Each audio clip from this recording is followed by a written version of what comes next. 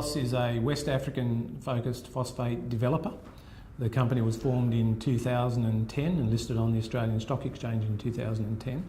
We've got two projects, one in Angola and one in the DRC. In Angola, we've just about to start a definitive feasibility study. So we recently completed a scoping study. It showed that the project economics were very robust there. We've got an EBITDA margin of greater than 60%. We've defined an indicated resource already, and we'll release a measured resource shortly. The project is a simple project. It'll be simple mining, free dig, low strip ratio, simple beneficiation. In Kanzi, in the DRC, again similar, very simple mining. We've got an indicated resource there also.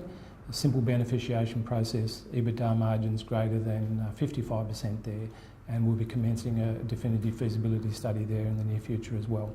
We expect both the studies, if they go to plan, to have a 12 to 15 month time frame, and we should be in production in both operations around 2015.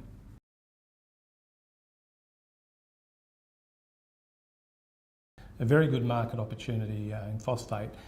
Demand is driven by a rising world population. It increases by about 70 million people each year. We've got increase in the middle class in certain economies demanding more food and better food. We've got government policy influencing the use of biofuels, and we've got less arable land effectively to grow more food. So productivity is important. And phosphate-based fertilisers will increase productivity by about 400%. We expect supply to grow by about 4% year on year through 2015. Demand will grow by about 1.7%, but despite that, the prices for phosphate rock are expected to remain comfortably above the averages at around, or past averages at around $175 a tonne. China, India and Brazil have been the main drivers of phosphate demand over the last decade, but we're also seeing the re-emergence of traditional markets like the US and Europe affecting demand going forward. Well, I've just come back from both Angola and the DRC, and I'm particularly encouraged by what I see in Angola. We've got a second-term government there that's invested heavily in infrastructure over the last 10 years. There is an active and stated policy of investing in junior exploration and development, principally to diversify the economy away from oil and diamonds, which contributes to about 90% of its GDP. They've invested heavily in infrastructure. They're long on most infrastructure. They're actually in front of industry. We've got around 70 megawatts of spare power capacity in the Cabinda province where our project will be located, just by way of example, and the government's very willing to invest in roads and water infrastructure to support the projects as well. They've got a good economic investment climate. They've got low government royalties at around 3%, 10% government free carry, and they've just reduced the company tax rate to 25%. So it's a very good environment in Angola. DRC is also improving. Second-term government as well there.